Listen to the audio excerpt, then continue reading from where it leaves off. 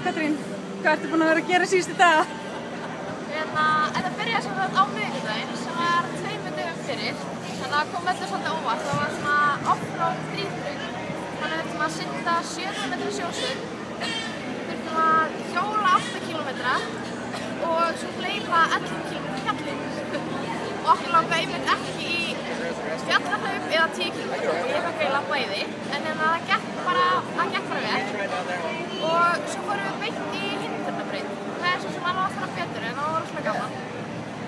Og svo hélt það bara áfram eins og að plana á föstudeginum. Og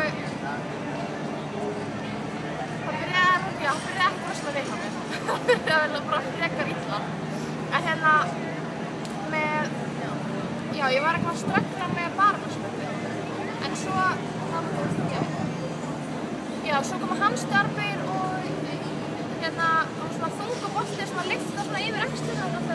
Það gekk alveg ágætlega í því og var mjög erfiðar hamstöðarbeygir, það var mjög djúpt. Og maður var ekki vanur að gera djúpa. En ég ætla að horfa gegna og það gekk alveg ágætlega. Svo líka pólkross. Já, það var búin að segja það, gekk ekki. Já, það gekk ekki. Það er maður tók, já. Við stilum bara ofið. Og þannig að já, núna þurfum við bara að vinna okkur upp. Það er svona að það verður kappað efstu 36 komast áfram núna í vandi kvöld og ég er alveg inni í því.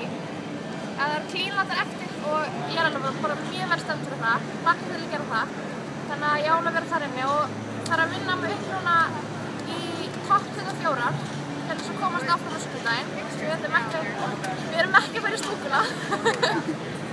Þannig að við erum alltaf mjög spennt að halda áfram. Frábært.